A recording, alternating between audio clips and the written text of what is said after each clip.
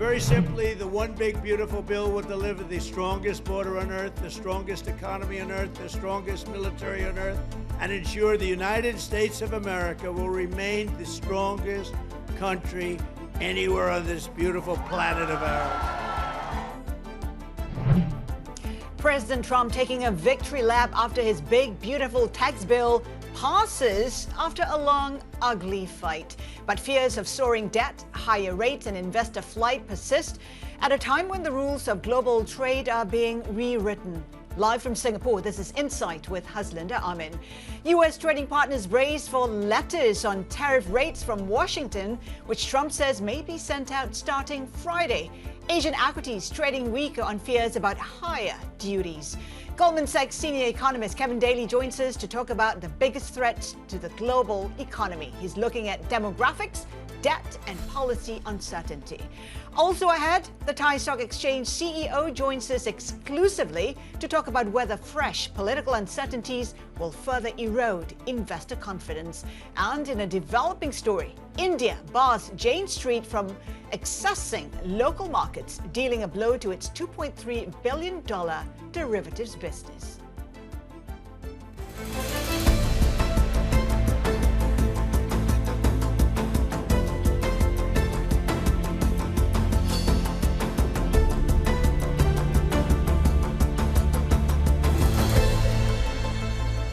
I'd rather just do a simple deal where you can maintain it and control it. You're going to pay a 20% or a 25 or a 30% tariff.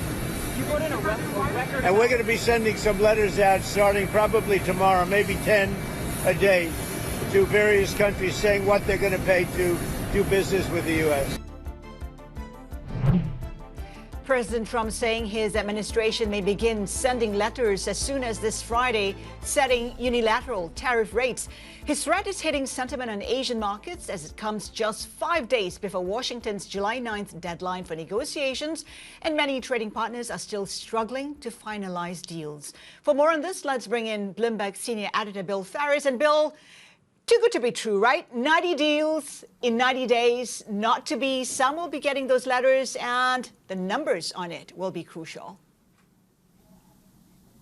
Yeah, it's been a hugely untransparent process so far, starting with the 90 deals in 90 days promise in early April. Here we are just a few days before the Donald Trump's July 9th deadline, and he's basically saying that he may just send out letters, be done with the negotiation, and just unilaterally set tariffs for many countries. And of course, that will have a lot of governments on edge about what they're going to get handed here. A lot of scrutiny of that Vietnam agreement that has come through, at least the outlines of which have come through, which is a 20% tariff on Vietnamese exports to the U.S. and 40% on goods seen as being transshipped from China or other countries.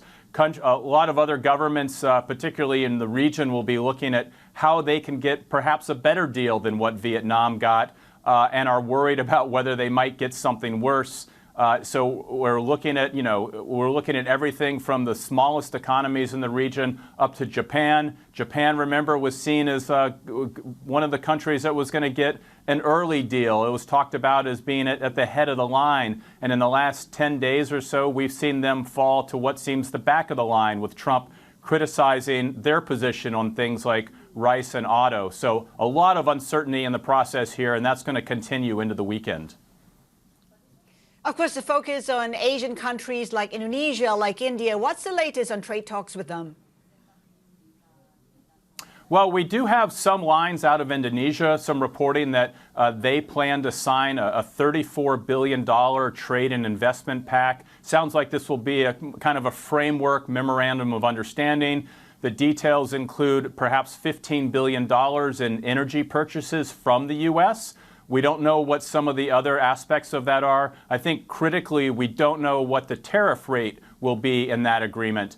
And we know with India as well, there has been some progress. The Indian trade delegation has stayed much longer in Washington than they expected. We don't know whether that's going to work out well for them. India is one of the most complicated trade agreements the U.S. could be trying to work on. That is one I think a lot of people expect to drag out a bit further. But again, July 9th is just around the corner. We may get some outlines of that before July 9th and see how much more can come in the weeks ahead. Bill, thank you so much for that. Bloomberg senior editor Bill Ferris there. Let's get more with Kevin Daly, senior economist at Goldman Sachs. Kevin, good to have you with us. Good to be here. Even if economies are slapped with just 10% tariffs, that's 10% more than previously. That will be long-term repercussions on growth and production. Yeah, I mean, it's, going into this year, we were assuming a 4 percentage point increase. Our US team is now assuming a 12 percentage point increase. And I think the deal that has been struck with Vietnam actually suggests that, if anything, the risks are to the upside in terms of the increase in effective tariffs. Now, we're in a funny situation because, markets have rallied because over the last, couple of months, because actually the situation seems less bad than it was after Liberation Day. But this is still a huge shock for the global economy. To have an increase in tariffs of this size is still a big shock for the global economy. We are seeing signs of a slowdown in global growth, and so there are a lot of risks around the coming weeks' announcements. Do you think we would have to review the already reduced GDP rates projection for the year? Because if you take a look at manufacturing in Asia, for instance, I mean, they've been hit pretty much across the board already, and that's without, the heightened tariffs. Well, I mean, it's interesting. There has been a slowdown in global growth on our metrics. Actually, interestingly, most of that slowdown has been driven, so far at least, more by developed economies rather than emerging economies. So emerging economies, including Asia's emerging economies, have slowed, but not to the same degree as developed markets. But it is, part of the reason why the slowdown has been muted to date has been offset by this big easing in global financial conditions. Now, what will be interesting going forward, if we get a surprise next week, a negative surprise in the coming week, and we see a bigger than anticipated increase in tariffs, if that is combined with a tightening in financial conditions, then it is possible that the impact on global growth will be bigger going forward. Of course, the prospects of tariffs have pretty much prompted countries to pivot and also to review their supply chains. And now there are big concerns about, for example, China dumping cheap products, onto markets around the region, for instance. What are some underpriced risks from what we're seeing right now? Well, I think one of the interesting developments, and we are seeing this, this combination of slower global growth, but combined with dollar weakness, so by implication EM FX strength, and these, much as tariffs are inflationary within the US, they are disinflationary outside of the US. The combination of those three things: slower growth, stronger EM FX, third country effects from tariffs. This is all creates a lot of disinflationary processes going forward that I think are quite dovish for monetary policy. So I think, for us, one of the big developments, one of the key things to watch out for, is potentially a renewed easing in monetary policy across EMs in particular as we go through the second half of the year. But as we have seen, it is a wait-and-see mode. Might central banks around the world, including those in Asia, be actually behind the curve, given the bigger impact that can be anticipated? I think you're exactly right with the question. I think for EM central banks, they have a lot of muscle memory that in times of significant uncertainty, in times of significant volatility, you should be cautious, you should be relatively hawkish. And I think we are seeing that in the guidance from a lot of central banks. I think what they are missing potentially is that actually the implications of these things, rather than being inflationary, will be disinflationary, particularly as EMFX continues to perform relatively well. And so the surprise may be that they end up easing much more than markets expect, and much more even than they expect. It is quite interesting that front and center are relations between the US and China. We know those tariffs will have a huge impact on the Chinese economy, which is already struggling to recover. But that's not to say that the US will not be impacted, because we know that those higher price goods will impact the economy and the consumers as well. How might this have a trickle-down effect for the rest of the world? Well, it is. I mean, the surprise this year has been that it's been, has had a bigger impact so far on the U.S. markets, in particular, U.S. growth, U.S. asset prices in particular. That was not what many investors expected at the start of the year. Actually, we wrote a couple of years ago that we believed that U.S. exceptionalism was unlikely to be sustained over the next 10 years. And it was years ago, and we're only beginning to talk about it now. In 2 years ago, we wrote, but the argument there was based primarily on U.S. asset price, relative asset valuation. So after many years of U.S. outperformance, U.S. exceptionalism, the relative valuations of U.S. assets had reached a point where we thought it was unlikely over the next 10 years that they would continue to outperform in the way that they had done over the previous 10 years. What we've seen this year as triggers for this diminished exceptionalism has been, the rise in tariffs, the uncertainty over US policy, the increase in fiscal risks, have all contributed to a perception amongst investors that US exceptionalism is somewhat diminished. I think that investors still think that US equities are exceptional. They're just less convinced that US Treasuries and the US dollar are as exceptional as they were previously. But the thing is, can you really debunk US exceptionalism when you take a look at the economic data? They've been pretty resilient. The jobs data, case in point. When you take a look at the markets, the NASDAQ, the S&P hovering at record highs. Yes, we talk about a weakening dollar, but it's still not so bad. Yeah, I mean, it is so far the underperformance has been more on US asset markets, and it's not, obviously US equity prices have rebounded incredibly strongly, global equity, but US, because the dollar is now down 12% from its peak. I think that is causing a lot of investors to look, particularly long-term asset managers, to look at the need for diversification. And at a time where the US has a current account deficit of 4 to 5% of GDP per year, and so it therefore needs to continue to attract capital inflows, this move towards diversification is one that we think over time will contribute to further dollar weakness. And the move towards an easing of US exceptionalism seems to be giving some impetus to Europe. Yeah, so Europe is, I would say the biggest winner from this has been, Europe to some degree, but I think EM markets more generally, so across CEMEA, across Asia as well.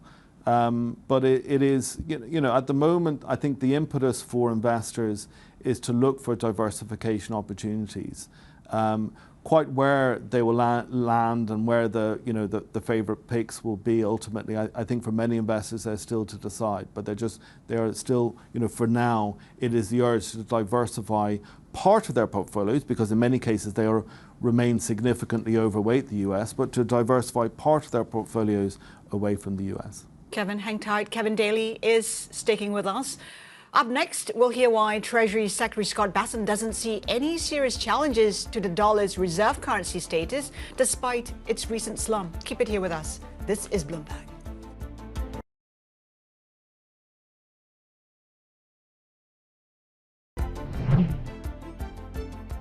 Insight.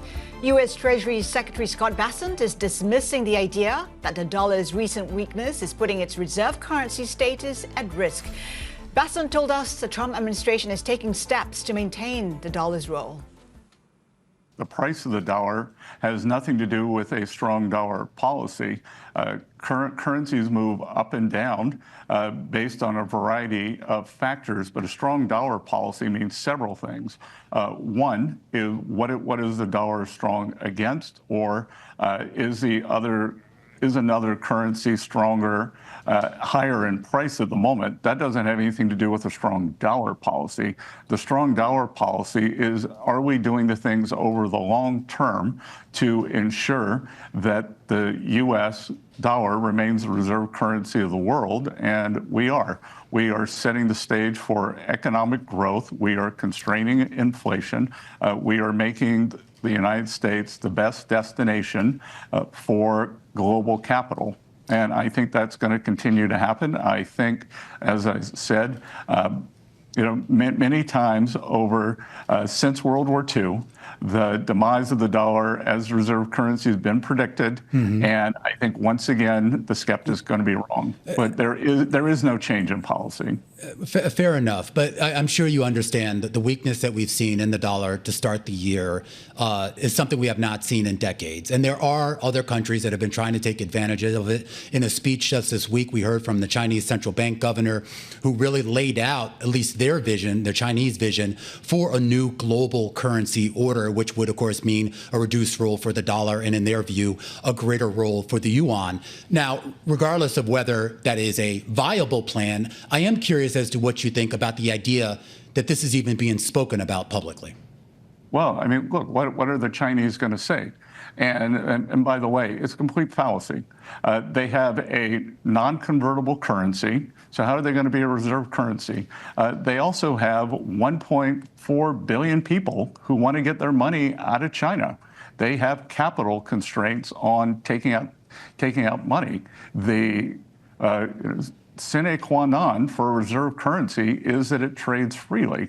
And I saw my friend Christine Lagarde, president of the ECB, the other day, said that maybe this is the euro's moment. But I can tell you, if the euro hits 120, Europeans are going to be squawking that it is too strong. They are an export economy. So let's see what happens. They should be careful what they wish for.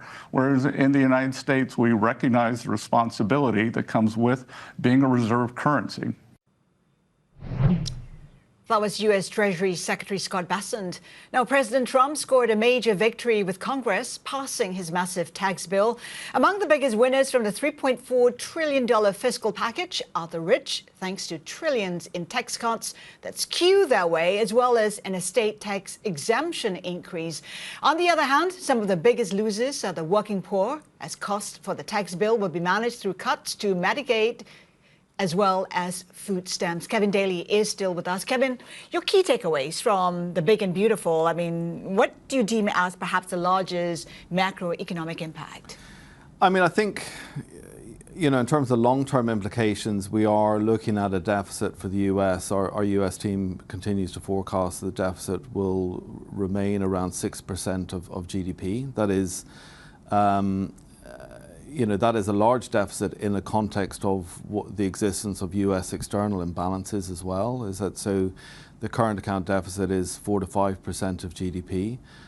So it is, it is a challenge going forward. But it's not a surprise in as much as, particularly with the partial offset of some tariff revenues, the deficit is largely as we were expecting. The thing is, the Treasury market has been totally concerned about that deficit, some suggesting perhaps the US will be spending 30% of revenue just to pay interest on that debt. In terms of the impact of such a move?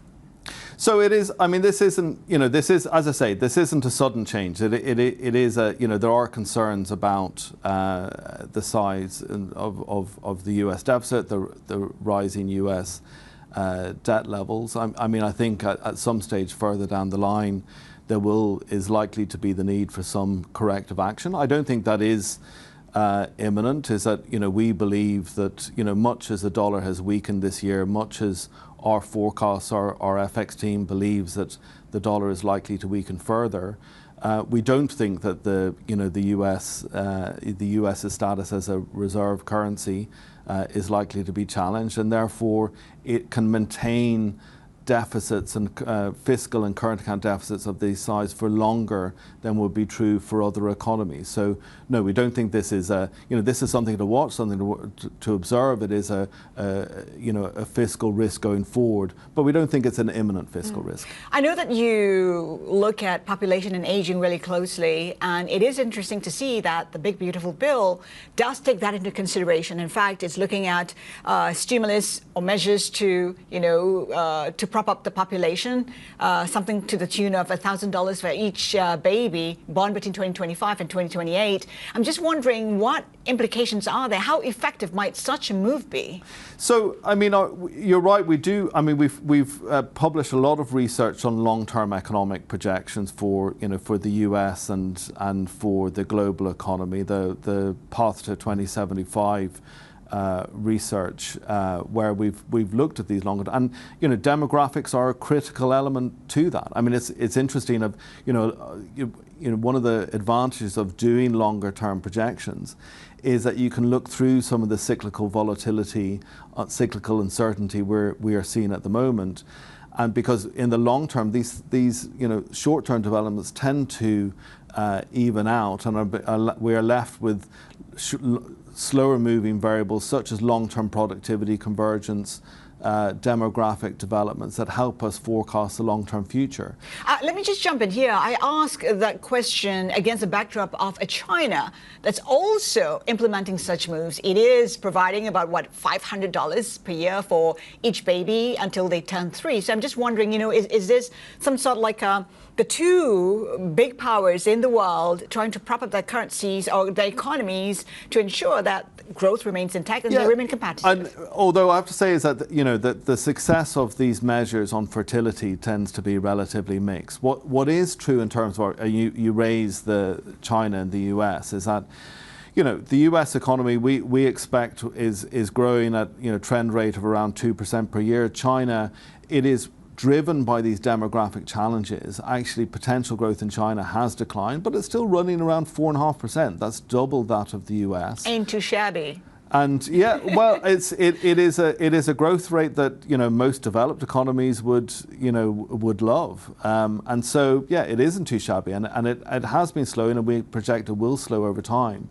But China, in terms of its relative economic size, has already moved from being around 12% of the US economy in the year 2000 to over 80% of the US economy now, and that's measured in US dollars. And we expect that by 2035 it's likely to overtake the US over that time horizon. You've also talked about the path to 2075, the positive aspects to aging. It is interesting to see that countries in this part of the world, for instance, the likes of perhaps India, Indonesia, could be playing a bigger role. Yeah, so by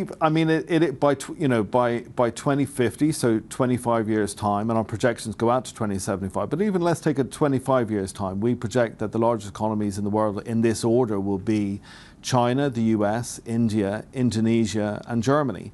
Now, relative to my former colleague Jim O'Neill's original BRICS analysis, so you'll notice that the Brazil and Russia have fallen out of the top EM economies on our projections. It is replaced by Indonesia.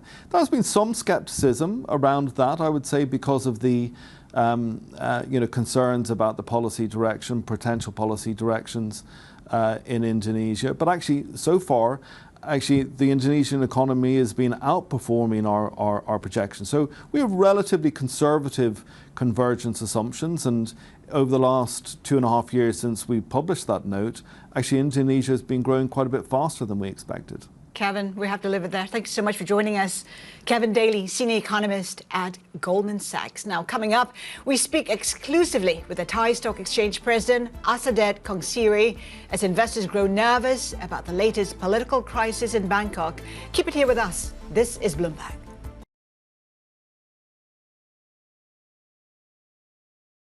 Especially in the US-India relationship, I think there is a way that we can have a sort of reciprocal win-win situation. This is perhaps the best time for the Modi government to go in for reform, go in for a trade deal, a big, beautiful trade deal, if I were to use President Trump's word. And I think there is a lot of optimism in India that it will pull through despite difficulties.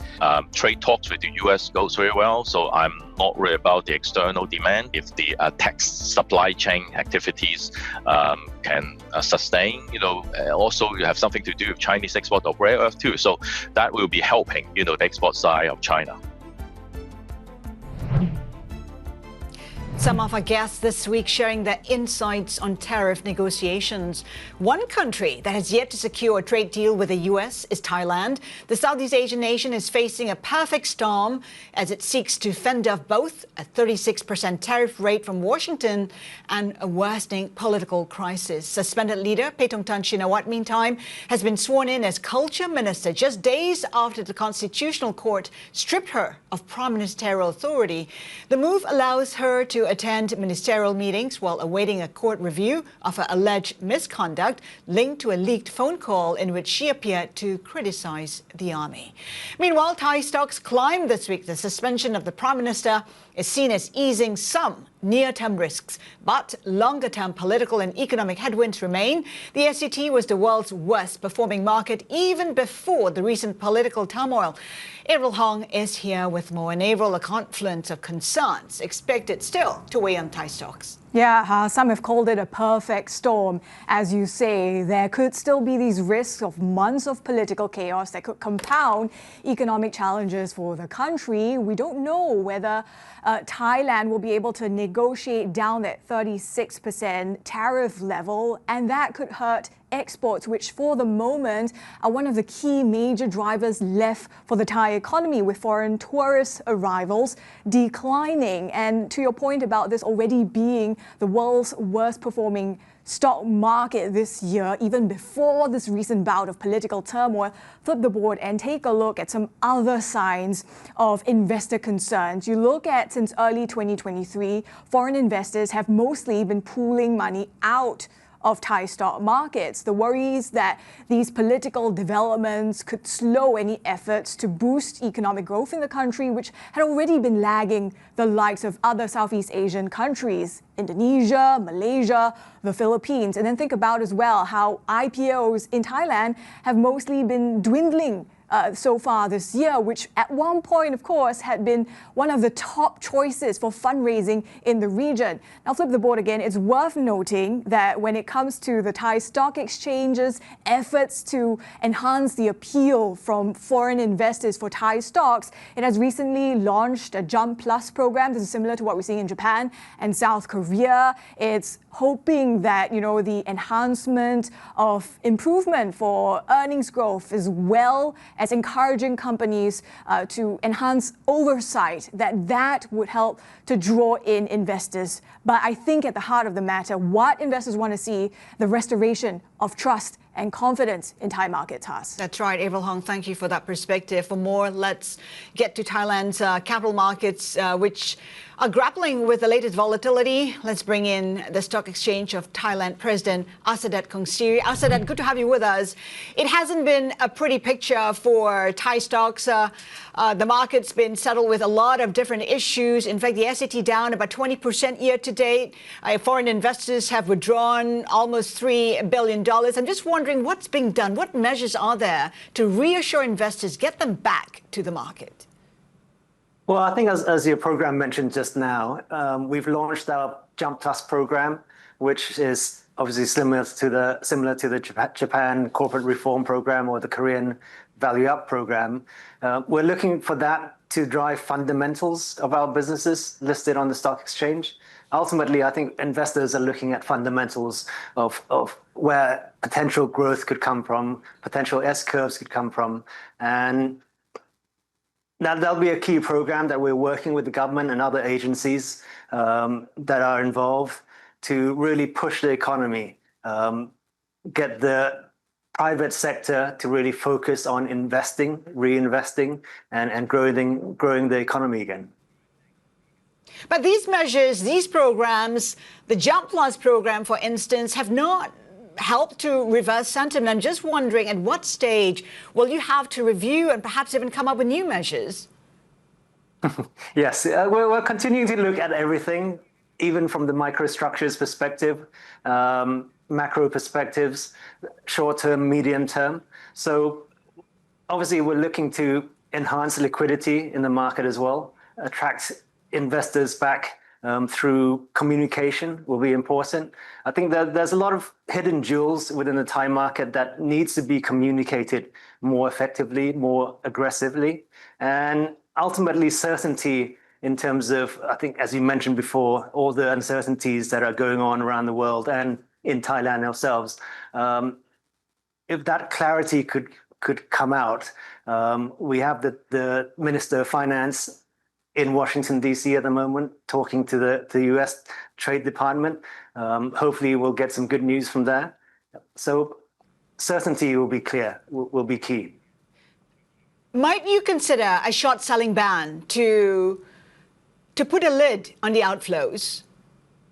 We look at short selling as a normal mechanics of any markets. So short selling ban is probably not on the table at the moment. What we have done so far, as you probably know, we've limited the number of stocks that could be short selling to the set 100 plus underlyings of derivatives and so on. So there's limitations in place, enhancing, hopefully, or at least targeting stocks with high liquidity for short selling only. We know that it's not just about the political turmoil, it's also about the growth that has been difficult to reverse. That essentially has resulted in weak earnings as well. And so far, no catalyst for a reversal of Thailand's fortunes. Are you worried that at some point people might just begin to think that Thailand is uninvestable? I don't think that's the case. As the governor of the Bank of Thailand actually said in a speech last night, you might have seen that our expected GDP growth based on the Bank of Thailand's forecast is now at 2.3%. Initially, that was a bit of a surprise. It was on the high side, actually probably the highest in the market in terms of projections. But based on the information that the Bank of Thailand gave last night of how they've come about to that number, it seems quite solid, to be honest. And the downside risk is relatively low. I guess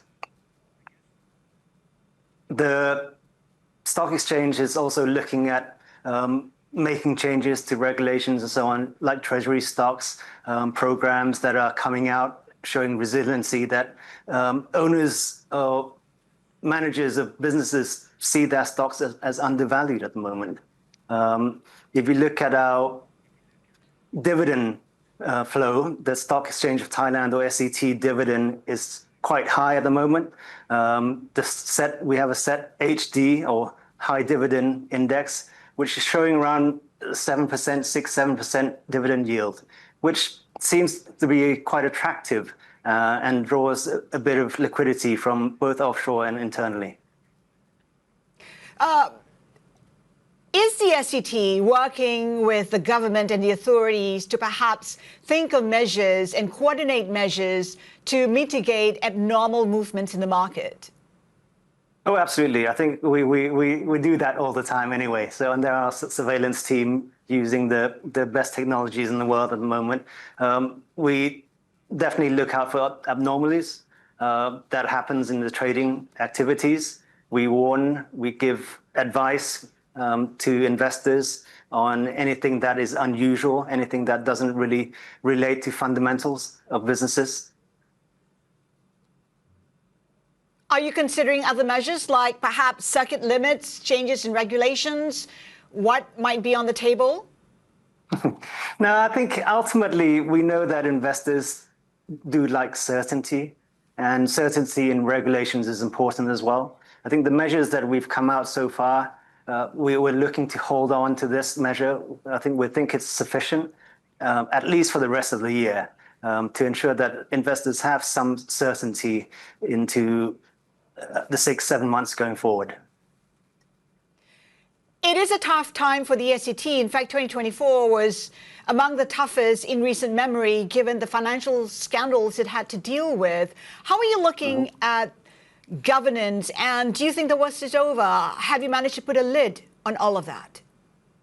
I think we continue to be actively reviewing measures on that front. Obviously, we've been warning, or at least if we see any wrongdoings or potential wrongdoings, we tend to warn investors early, or we ask businesses to explain some of the transactions they have in their financial statements that we believe should have additional disclosures.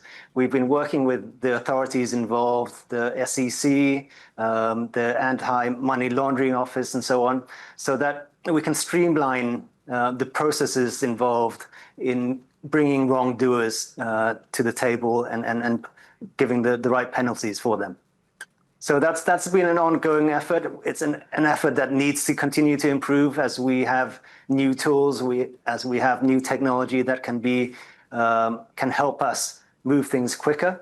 The SEC itself has been going through a process of trying to get more power in terms of high impact cases where they can review and deliver penalties quicker.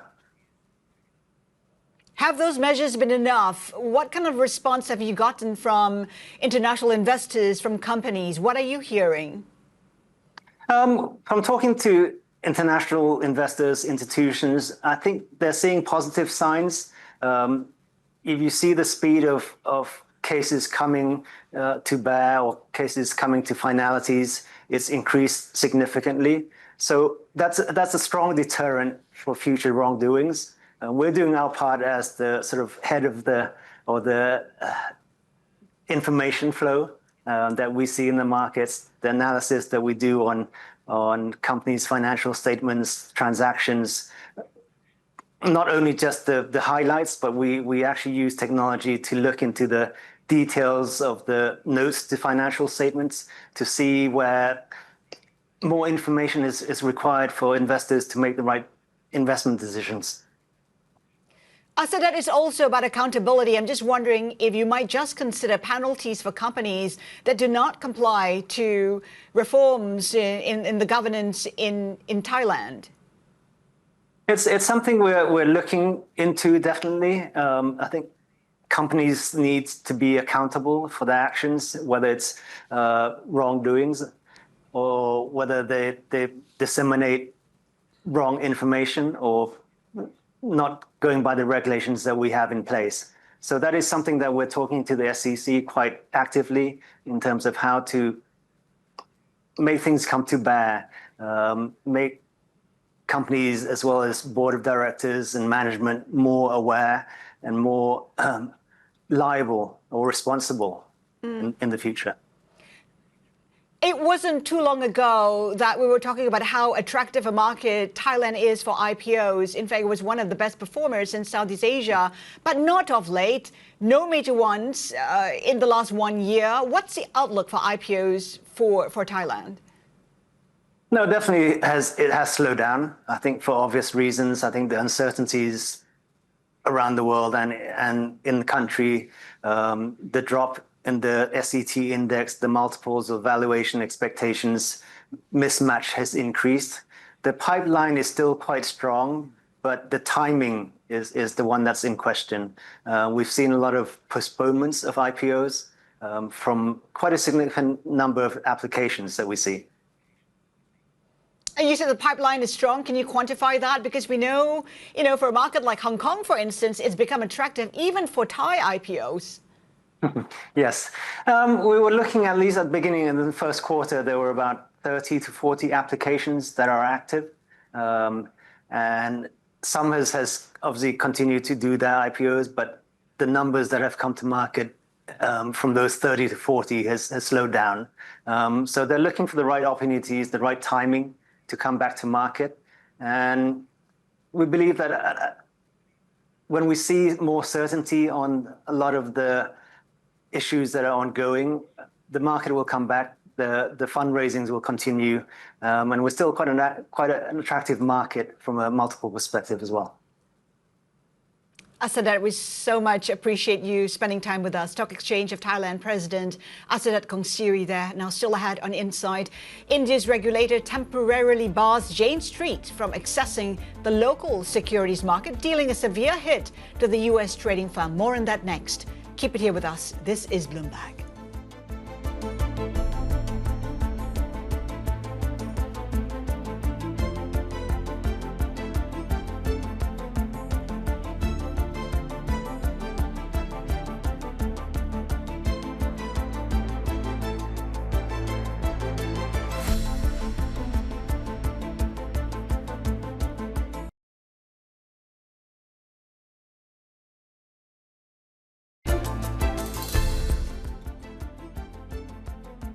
Welcome back.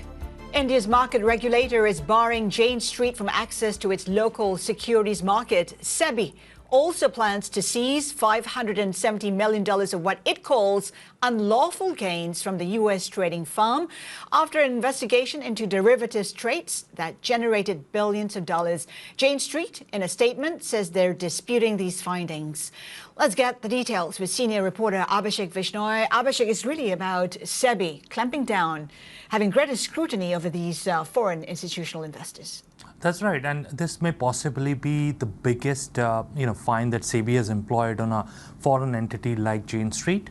It may actually be the biggest fine if it materializes ever, for such kind of market manipulation, alleged market manipulation. Now, the ramifications are strong, especially for the derivatives market. I mean, if you look at India's derivatives to cash volume, it's more than 400 times. That kind of figure does not exist in the US, Germany, and many other developed markets. So implications for derivatives market would be big, but for the cash equity, the bread and butter, the main India story would be low. There would also be implications for exchanges, obviously. They are the first ever regulator and the marketplaces. So, there might be some impact on BSE. NSE's IPO is on the anvil. So who knows, maybe the valuation may get impacted there. From what our reporting or our conversations with the market participants suggesting, this can be looked at, on both sides. Like, it looks like a move done by EM, but it's also something similar to what SEC does in the US. And, US makes 60% of global portfolios. India is not even 10%. Jane Street was making $2.3 billion, and that was more than 10% of their bottom line. So there is a context to this, and it shows how big market inefficiency exists in India, and how such low guardrails are there in India that regulators is now trying to close. So it's going to send some chills down HFTs, algo traders, and proprietary traders. Okay, Abhi, hang tight for more on what this means for India's derivatives markets. Joining us now, Tejas Shah, head of equity derivatives trading at Aquarius Securities. Tejas, your take on what we saw, that move from SEBI? So SEBI, the move is primarily to protect the retail investors in India. There was a lot of event crime that a lot of retail investors were losing money to this all HFT guys. So SEBI was investigating them for a while, and I think this is a step in the right direction to protect the overall market structure. People wanted the regulator to come and do some action, and based on their findings, they've just given their preliminary sharings. So I think it is more to protect the overall market structure and the retail participants of the market, which are the nerve system of the markets. So how might this play out, Tejas? What would it mean for other market makers, the likes of Citadels of the world? So the regulator, the message is very clear. You are here.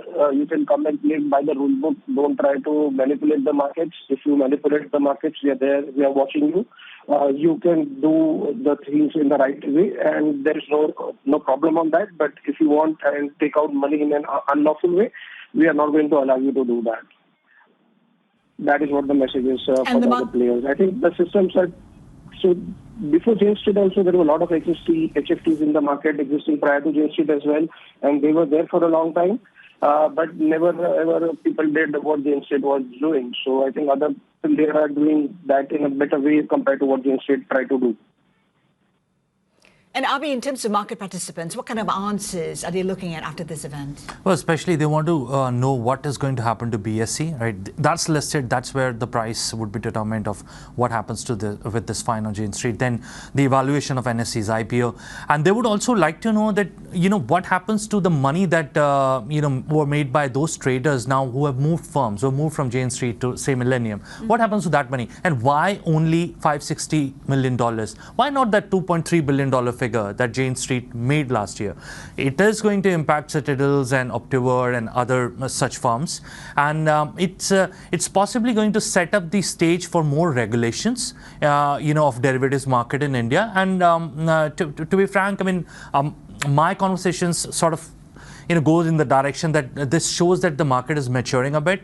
Look, SEBI is known for setting standards for the world in terms of regulation. T+1, T+2 kind of expiry and all such things. And in here, they are doing catch-up, and they would like to take the lead. So these kind of market manipulations, Haslinda, they do not happen in the US, right? So they should not happen in India as well. It's the fifth largest market of the world. So Tejas, It is a reflection of maturing market, you think? Any more moves can be expected from SEBI from here? I think SEBI has sent out a message for the time being. I think, as Abhishek rightly said, it is sign of a maturing market. We are seeing the participation increasing many folds across the market. So I think SEBI had to take some action, and they are trying to set up the regulations so that in the longer run, people don't come up and try to do these things very often. What would be SEBI's next move, you think?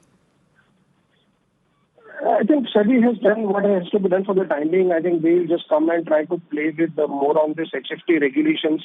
Maybe they will, I sense that could be something related to the latencies or more audits of their algos, maybe something on that tracks. But I think they will take a matured move. They don't want to disturb the overall participants in the overall volumes. So whatever they will do, they will try to do, they will take a measured way to take it forward. They will not take any haphazard actions, is what my sense is. And Abhi, for Jane Street, what are we anticipating? So they have already said that they're going to dispute the claim. They're going to work with the regulator. So let's see what happens in the 21 days that regulator has given. What comes out of Jane Street and what comes out of the regulator is stable. I think regulator is also going to try and think about the regulations that it want in place so that these things don't happen again, or at least they are satisfied that enough guardrails are in place. So that will be the playbook. And in terms of what can we expect in the future, I think SEBI can chase similar profits made by other firms. We'll have to wait and see what happens there. And again, the impact on NSE's IPO, I think that will be significant. That's one of the biggest IPO that India, was looking forward to. Now, with this, the whole derivatives volumes get into question, a part of earnings of exchanges, right? So that gets revalued, I think. So that'll be the next thing to watch. Abhi, thank you so much for that. Tejas Shah, head of equity derivatives trading at Aquarius Securities, also with us. Thank you so much for your time today. Now, before we go, here's a preview of our shows next week. We'll be coming to you live from the Techcombank Investment Summit in Hanoi on Wednesday. We'll speak exclusively with Techcombank CEO Jens Lottner and also get fresh insights on trade and markets from Vina Capital and the US ASEAN Business Council. That is it for Inside Horizons Middle East and Africa is next. Have a great weekend. This is Bloomberg.